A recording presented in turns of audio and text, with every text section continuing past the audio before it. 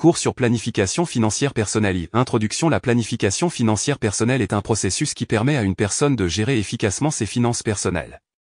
Il s'agit de prendre en compte tous les aspects de la vie financière, tels que la gestion du budget, la gestion de la dette, l'investissement, l'assurance, la retraite, la fiscalité, etc. Dans ce cours, nous allons examiner les différents aspects de la planification financière personnelle. 2. Les étapes de la planification financière personnelle. Les étapes de la planification financière personnelle comprennent établir des objectifs financiers. Il est important d'établir des objectifs financiers clairs et réalistes, tels que l'épargne pour un achat important, la constitution d'un fonds d'urgence, la préparation de la retraite, etc. Évaluer la situation financière actuelle. Il est important de dresser un état des lieux de sa situation financière actuelle, en prenant en compte les revenus, les dépenses, les dettes, les actifs, etc. Établir un budget. Établir un budget permet de planifier les dépenses en fonction des revenus et des objectifs financiers. Il permet également de suivre les dépenses et de les ajuster en cas de besoin.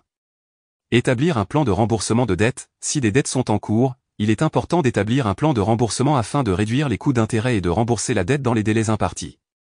Établir un plan d'investissement. Il est important d'établir un plan d'investissement en fonction de ses objectifs financiers et de sa tolérance au risque. Il peut s'agir de placements tels que les comptes épargne, les fonds communs de placement, les actions, les obligations, etc. Établir un plan de protection. Il est important de mettre en place des mécanismes de protection tels que l'assurance maladie, l'assurance vie, l'assurance invalidité, etc. Établir un plan de retraite. Il est important d'établir un plan de retraite afin de garantir une source de revenus suffisante pendant la retraite.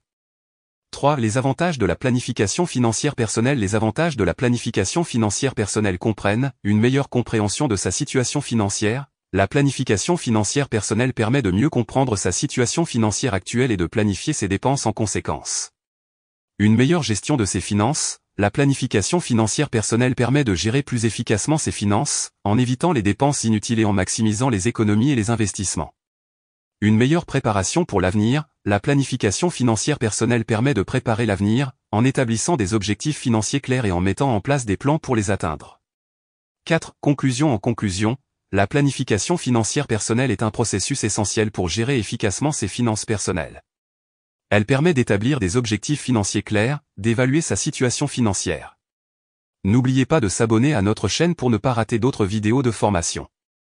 Si vous avez des questions, ajoutez-les dans la section commentaires.